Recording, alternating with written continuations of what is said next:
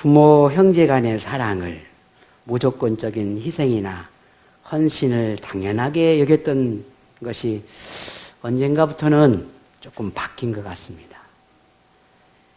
서로가 서로에게 책임이나 의무적인 태도가 더 강조되고 부부 간에도 혹은 부모와 자녀 간에도 자녀와 자녀 간에도 때로는 이해 타산을 중요하게 여기고 자기의 이익을 먼저 생각하는 듯한 그런 사회적인 분위기가 있음을 보게 됩니다.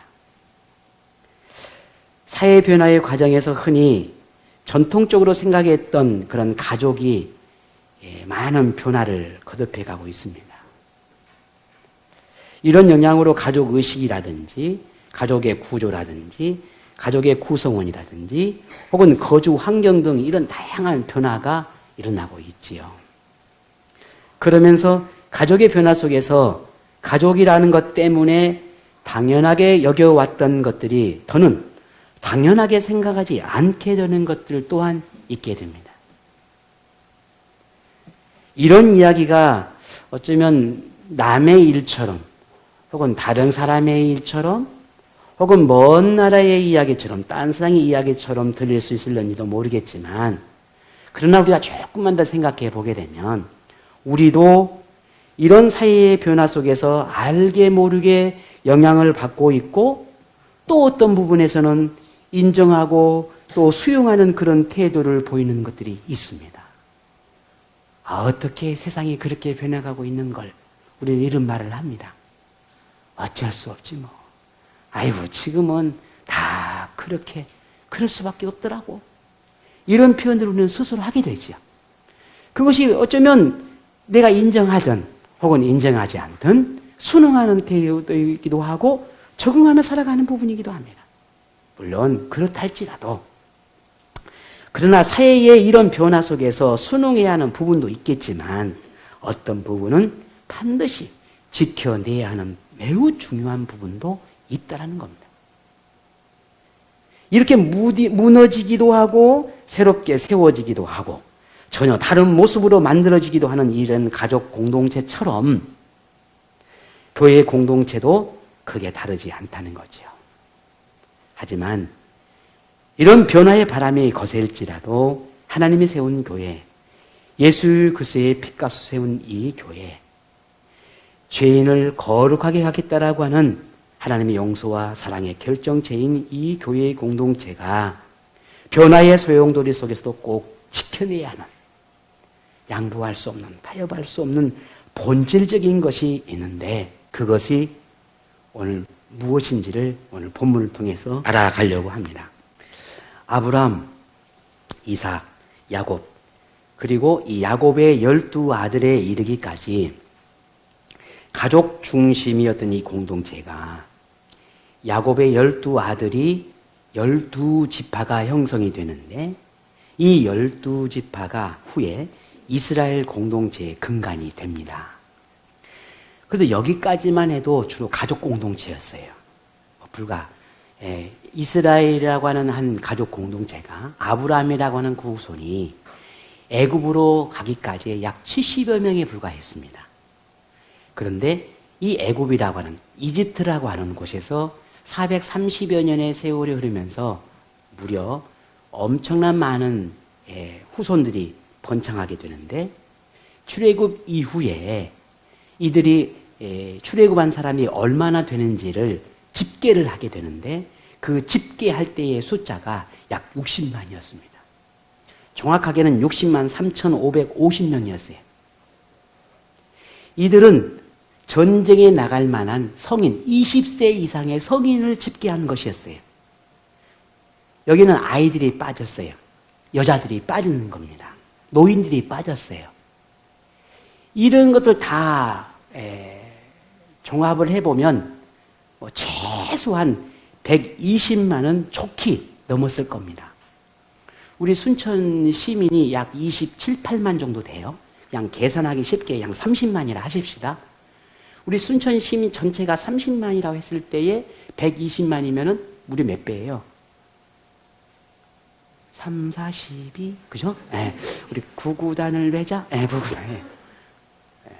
약 4배가 넘는 인원인 거예요. 근데 이 어마어마한 120만이, 물론 제가 추정해서 120만이지 사실은 훨씬 더 높습니다. 훨씬 더 많아요. 이 많은 사람들이 딱 한 사람이 리더에 가는 거예요. 누구예요? 여호수아입니다. 지금처럼 막 이렇게 어떤 조직적이 돼 있는 게 아니라 그냥 허허벌판인 광야예요, 광야. 허허벌판인 광야에서 120만 명을 모였다 하십시다. 온집해 있습니다. 끝이 보이겠어요? 목소리를 아무리 크게 해봐야 들리지도 않을 거예요. 그런 어마어마한 광야에서 여호수아 한 사람이 이 120만 이끌어가는 거예요. 상상을 해보세요.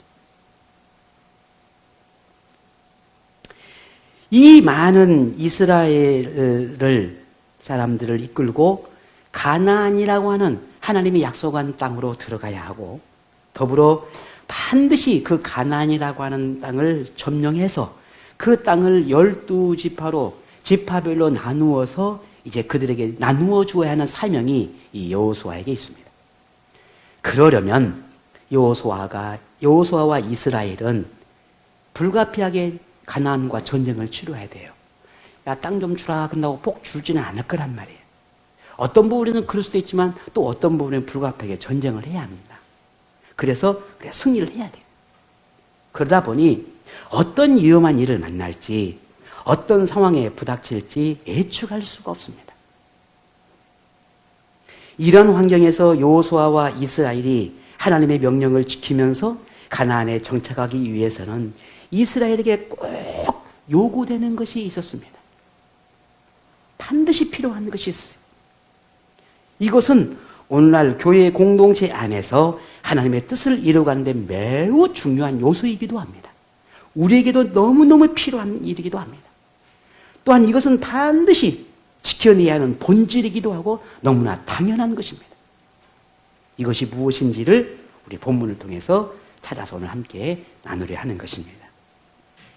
자, 여호수아가 이스라엘 향해서 말을 합니다.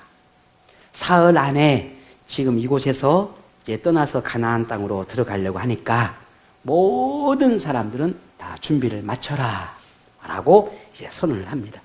그리고는 여호수아는 이스라엘의 12지파의 가운데 오늘 여러분 루벤과 갓과 므낫세 지파의 세 지파를 향해서 또 다른 당부의 말을 합니다. 하나님이 루벤과 갓과 므낫세 지파에게 요단강 이전의 땅, 요단강을 건너면 가나안 지역이고 요단강을 건너기 이전 땅을 요단 동쪽이라 그렇게 성경은 나옵니다. 요단 동쪽을 건너기 전인 동쪽을 이 세 지파에게 이미 약속했다는 거예요. 그래서 너네들이 이 요단 건너기 이전의 땅을 너희 세 지파 반에게 다 나누어지기로 하나님이 약속했으니 이제는 이 땅이 너희들이 될 것이다 라고 말을 합니다. 그런데 이 땅을 너희들이 다 차지하게 됐지만 너희들이 할 일이 있다는 거예요.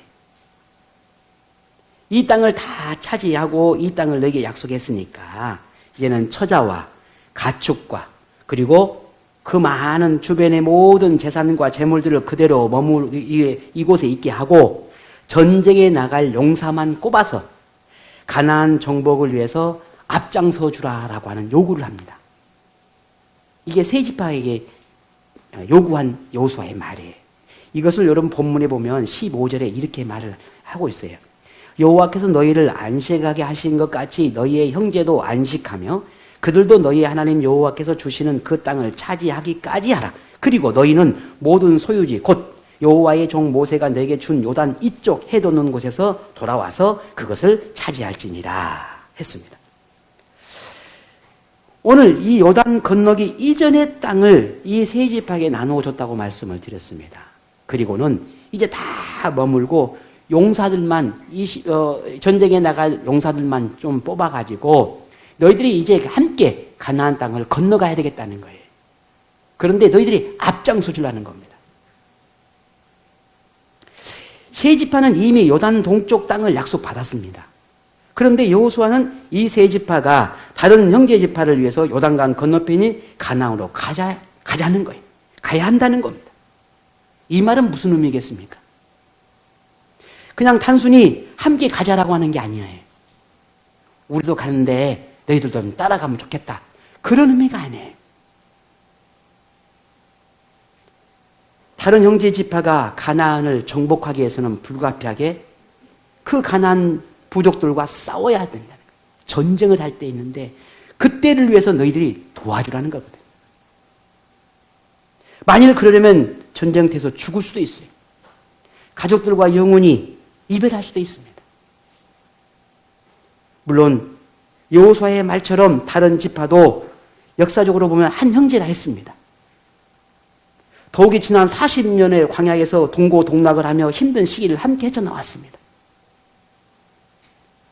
하지만 세 지파에게 지금은 땅도 있고 안정적인 생활을 할 수 있는 기회가 찾아왔습니다. 그동안 광야 생활로 지치고 고단한 생활을 했으니 이제 더 이상 그런 고단한 생활을 이어가고 싶지 않을 수도 있는 거예요. 그래서 지금 이곳에서 좀 쉼을 얻고 평안한 생활을 할 수 있을 그런 기대가 클는지도 모릅니다. 근데 여호수아는 그것을 포기하라고 말합니다. 그를 내려놓고 다른 형제 지파와 함께 가야겠다는 겁니다. 저 요단강을 건너야겠다는 거예요. 그런데 그냥 따라오는 것이 아니라 앞장서 달라는 겁니다. 제일 앞에서 해달라는 거예요. 전쟁터로 가서 너희의 생명을 다른 형제의 지파를 위해서 내어놓을 수 있겠니라고 하는 말인 겁니다. 여러분이라면 어떻게 하겠습니까? 만일 이들이 지난 세월을 함께한 것은 사실이지만 그때는 그때고 그때는 어쩔 수 없었지만 지금은 아니다. 그때는 함께할 수밖에 없었지만 지금은 상황이 바뀌었다. 우리 지파가 다른 현재의 지파를 도와야 할 책임과 의무가 뭐가 있겠느냐? 우리 지파가 형제 지파라 할지라도 물론 지금까지 함께 왔다. 그러니 그것만으로도 우리는 충분하다고 생각한다. 우리 지파를 더 이용하지 않았으면 좋겠다.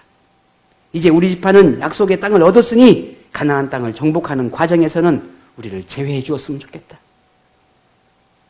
설령 우리가 함께한다 하지는 우리가 얼마나 큰 능력이 되고 얼마나 큰 도움이 되겠느냐. 우리는 그럴 만한 능력이 없으니 여기까지만. 이제 여기까지만 우리 역할은 여기까지겠다. 나머지는 다른 형제 지파들이 책임졌으면 좋겠다. 라고 말할 수 있지 않겠습니까? 그러면 여러분 충분히 이런 말들이 할 수 있습니까? 없습니까? 할 수 있잖아요. 이게 잘못한 겁니까? 이게 악한 것입니까? 어쩌면 당연할는지도 모릅니다. 교회 공동체 안에서도 이와 유사한 상황들이 늘 있습니다. 직장 생활로 인해서 지치고 힘듦이 있고 신앙생활을 이해하지 못하는 가족에게 교회로 인해서 굳이 마음을 상하게 하거나 다툰 일이 없게 하고 싶은 마음도 있고 교회보다는 가족들을 돌보고 더 곁에 있고 싶어하는 그런 마음들이 우리 안에 있습니다. 분주하고 바쁜 일상에서 벗어나서 좀 더 쉬고 싶은 마음이 클 때가 있습니다. 감당할 수 없을 것 같아서 내려놓고 포기하고 싶을 때도 있습니다. 이러한 때, 이런 고민과 갈등이 일어날 때, 이런 상황이 늘 내 안에 펼쳐져 있을 때, 하필이면 그때 헌신과 수고와 봉사를 목사와 교회가 요구할 때, 여러분은 생각은 어떻게 합니까? 어떤 생각이 듭니까? 지금 쉬고 싶어. 그런데 목사님 뭔가 좀 요구하고 있어. 나는 그럴 만한 능력이 못 돼. 근데 목사님이 뭔가를 요구하셔.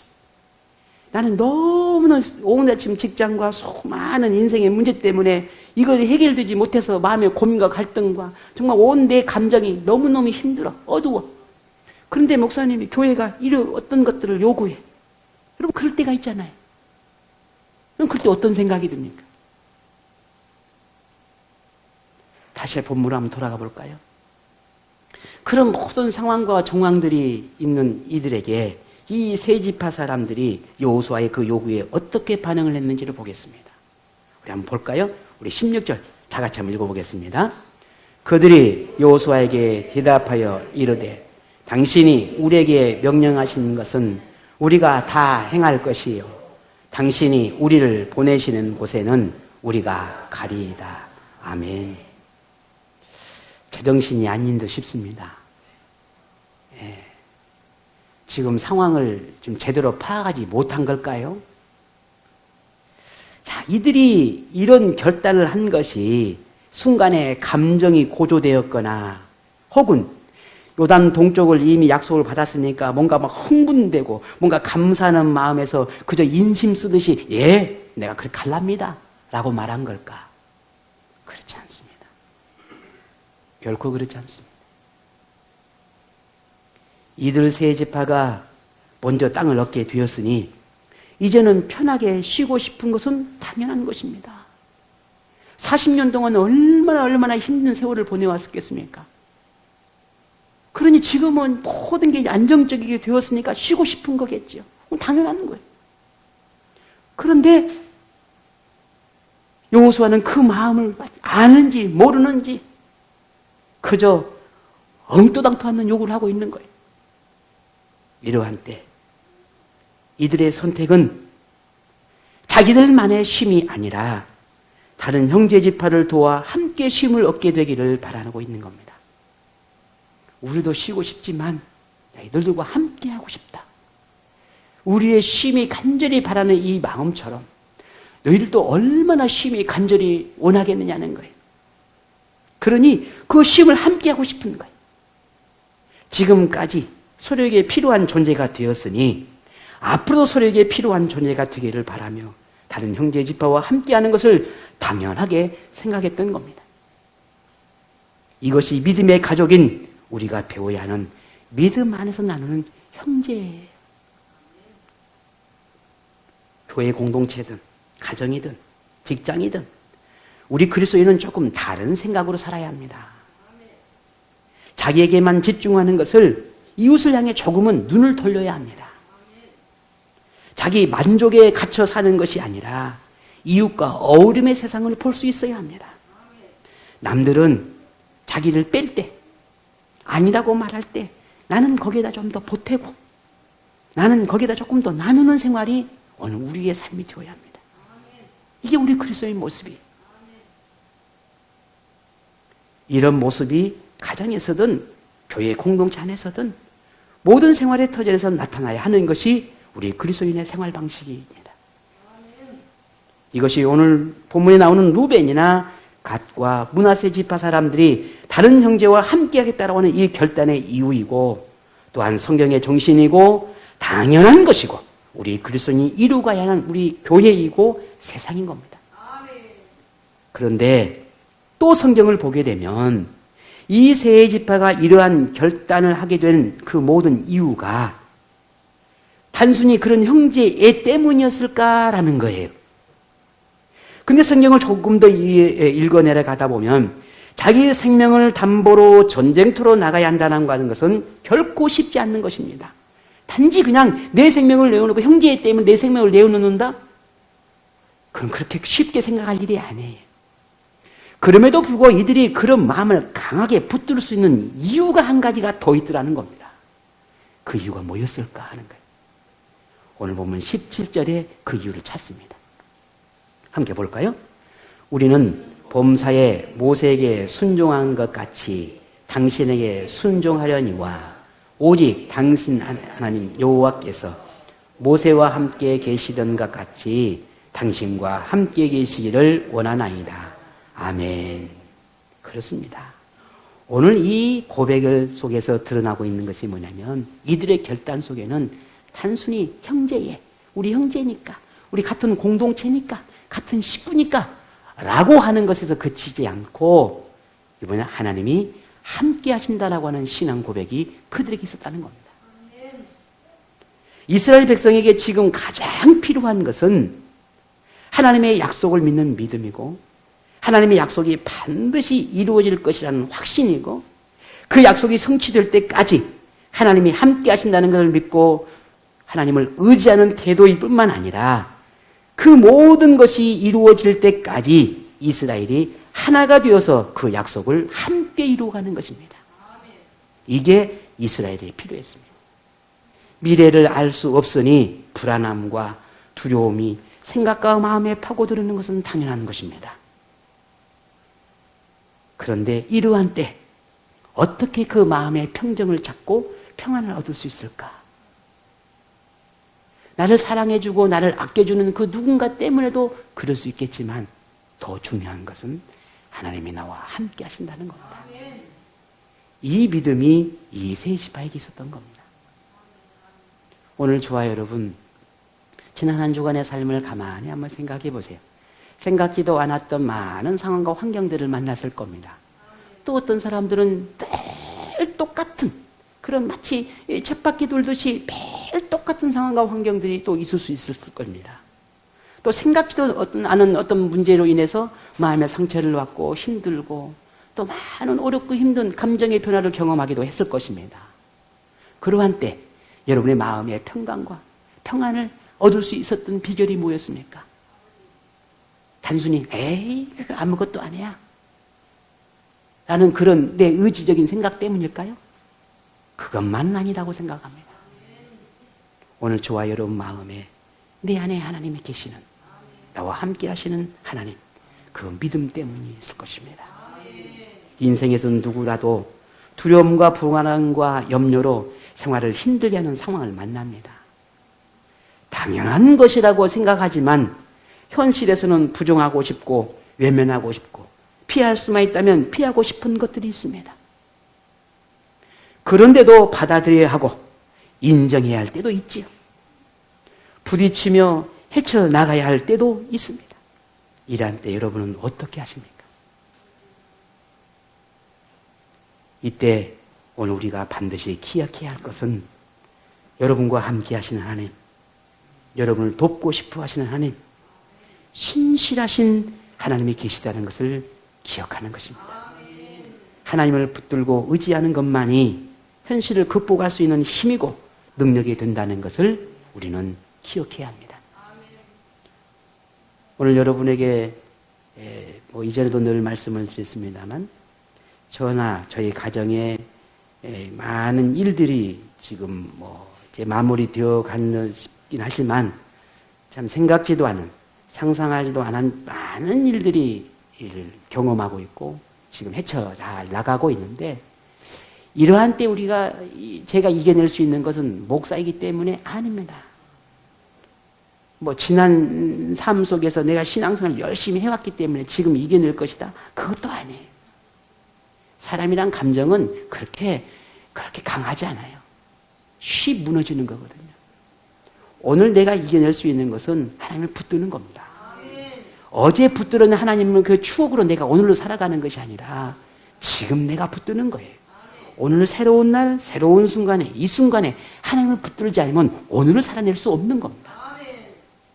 우리는 자꾸만 과거의 어떤 하나님 만남 속에서 아련한 추억 속으로 세상을 살아가려 하지만 결코 그것으로는 살아갈 수가 없습니다. 오늘 내가 성령의 은혜를 붙들어야만, 충만하지 않으면 오늘 내 삶을 살아낼 수 없다는 것을 여러분 잊지 않게 바랍니다. 그래서 여러분 늘 목사를 기도할 때, 오늘 또 집사님께서 그런 기도해 주시는데, 충만함이, 성령의 충만함이, 그래야만 이길 수 있어요.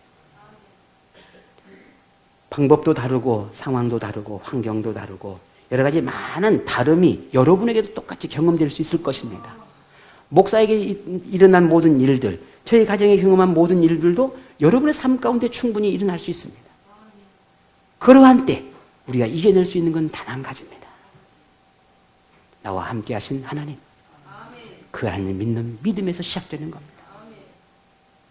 루벤, 갓, 므낫세 지파가 형제 지파를 돕겠다고 기꺼이 나서고 자기의 편리와 편안함을 잠시 뒤로 할 수 있었던 것은 단지 의지나 책임감이나 의무감이 아니었습니다. 오늘 여러분이 맡겨준 사명, 교회를 사랑하는 마음, 하나님을 향한 믿음의 삶, 신앙의 모든 삶은 그 모든 것 안에 그저 내가 의지만 가지고 혹은 내가 단순히 뭔가 주어진 그 책임감을 가지고 의무감만 가지고 사명감만 가지고 살아갈 수 있는 것은 아닙니다. 하나님의 약속한 땅을 먼저 주신 것에 감사함과 형제 지파를 돕는 것에 당연하게 여기는 그런 진정한 사랑이 이 세 지파가 지금의 결단을 이룰 수 있었습니다. 지난날도 그랬듯 앞으로도 하나님이 함께 하실 것이고 도우셔서 반드시 승리하게 하실 것이라고 하는 하나님을 향한 그 믿음에서 비롯된 결이었습니다. 이것이 요단강을 건너게 한 용기였고 힘이었고 능력이었습니다. 이런 세 지파의 결의를 엿볼 수 있는 것이 본문 18절입니다. 우리 한번 또 읽어보겠습니다. 18절입니다. 누구든지 당신의 명령을 거역하며 당신의 말씀을 순종하지 아니하는 자는 죽임을 당하리니 오직 강하고 담대하소서. 아멘. 우리는 이제 결단했습니다. 여호수아 당신이 우리에게 요구한 이 명령을 우리가 반드시 순종할 겁니다. 우리가 형제의 지파를 더 사랑하고 하나님이 함께 하심을 믿고 그 믿음을 따라 우리는 당신의 그 말에 순종할 것입니다. 마지막 우리 형제의 지파들이 모두가 다 하나님이 약속한 땅을 다 차지하고 쉼을 얻을 때까지 우리 세 지파는 기꺼이 당신과 함께 할 것입니다. 라고 하는 분명한 결의가 여기에 담겨 있는 것입니다. 그러니 걱정하지 말라. 담대하게 우리의 지도자가 되어주고 용기를 내서 우리 이스라엘을 이끌어 달라고 말하고 있는 겁니다. 우리 그리스도인의 모든 말과 행동에는 상황을 뛰어넘는 희망이 담겨 있어야 합니다. 안 돼, 힘들어, 못해, 죽을 것 같아. 늘 우리의 입에서 부정적인 말들이 아니라 조금 더, 물론 마음에 혹은 생각에 그와 같은 감정이 있을 수 있겠지만 우리의 표현과 우리가 삶을 살아가는 삶의 스타일들은 조금씩 변해가야 합니다. 변해가지 않으면 우리는 그 속에서 갇혀서 살아갈 수밖에 없습니다. 루벤과 갓과 므낫세 지파의 현실을 이들은 부정하고 외면하거나 혹은 도망칠 방법을 찾는 태도가 아니라 하나님 안에서 더 꿈을 찾고자 했다는 것을 우리는 알게 됩니다. 안주하고 편안함을 쫓는 것이 아니라 그것이 마치 자신의 즐거움을 주고 행복을 줄 것 같이 그렇게 생각할 수도 있겠지만 이러한 생각이 당연한 것이 아니라 호흡하는 모든 날 동안 하나님과 함께하는 생활 속에서 더 행복해지기를 꿈꾸는 것이 당연한 것입니다. 하나님의 영광을 위해 더 선을 행하며 이웃을 위한 수고가 더해지는 것을 기쁘게 여기는 것을 우리의 인생의 당연한 것으로 여겨야 합니다. 그것이 우리의 그리스도인의 삶입니다. 하나님이 세우신 가정에서 부모와 자녀, 부부의 도와 책임을 당연하게 서로에게 그 당연한 것을 당연하게 여기듯이 믿음의 공동체인 교회에서도 믿음의 가족을 사랑하고 섬기며 봉사와 수고와 헌신의 자세도 당연한 것입니다. 혈연으로 맺어진 형제 자매나 가정처럼 교회도 예수 그리스도의 피로 맺어진 영적인 형제 자매이고 영적인 가정입니다. 가정을 사랑하고 형제 자매 간의 우애가 필요하듯 영적인 가족 안에도 우애가 필요합니다. 이것은 너무나 당연한 것입니다. 이게 이상한 것은 아닙니다. 이 당연한 것을 루벤이나 갓이나 므낫세 지파가 잘 보여주었고 지금 우리에게도 필요하다라고 하는 것을 교훈해주고 있습니다. 교회 공동체를 마치 내가 적정한 가격을 지불하고 공연을 관람하는 것처럼 대하거나 마치 고객처럼 생각하고 권리를 찾고 섬김을 받으려 하거나 혹은 반대로 무관심과 구경꾼처럼 대하는 것은 그건 당연한 것이 아닙니다. 그게 이상한 것입니다. 교회는 그런 것이 아닙니다. 교회 공동체는 나의 작은 수고가 누구에게는 쉼을 더하게 하고 나의 작은 헌신이 누구에게는 행복을 더하게 하고 나의 미약한 봉사가 누구에게는 기쁨이 되고 나의 책임을 다하는 것이 누구에게는 감사가 되고, 나의 섬김이 누구에게는 감동이 되고, 나의 순종이 누구에게는 영적인 도전이 되고, 내가 하나님 앞에 보여드리는 이 충성이 누구에게는 꿈을 꾸게 하는 것이 될 수 있습니다. 그것이 교회가 되어야 합니다. 그것이 오늘 우리 자신이 되어야 하고요. 저는 오늘 여러분에게 한 가지, 이런 우리가 꿈꾸는 모든 교회, 내가 바라는 모든 교회의 모습이 있을 수 있을 것입니다. 그것을 왜 누군가를 향해서 그리하지 못했다고, 왜 그러지 않느냐고 지적하는 것이 아니라, 내가 그곳에 나를 통해서 만들어가는 그런 하나님의 자녀가 되었으면 좋겠습니다. 내가 바라는 것은 이것인데 왜 목사님은, 왜 집사님은, 왜 권사님은, 왜 저분은 이라고 말하는 것이 아니라 내가 그 꿈을 이루어가는 겁니다. 하나님 안에서 하나님을 붙들고, 하나님이 내게 원하시니, 하나님이 내게 말씀하시니 내가 그 꿈을 이루어가는 겁니다. 그것이 교회고 우리 영적인 가족 공동체가 되어야 합니다. 하나님은 여러분이 하나님 앞에 믿음의 교리로 살고자 할 때 그런 여러분을 높이시고 귀하게 여기십니다. 오늘 우리가 그런 하나님의 사랑받는 자녀가 되기를 우리 함께 노력하고, 그런 교회가 되기를 함께 꿈꾸고, 그곳에 오늘 저도 여러분도 함께 하기를 원합니다.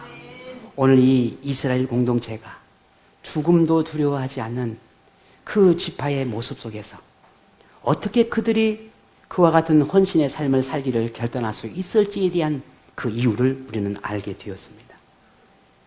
이것은 너무나 당연한 삶입니다.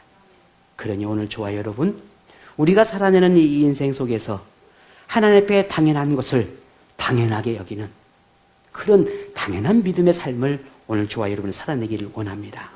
이 당연한 삶이 우리에게 드러나서 선한 영향력으로 주의를 아름답게 하는 향기 나는 우리 믿음의 제자들이 되기를 주의 이름으로 축복합니다.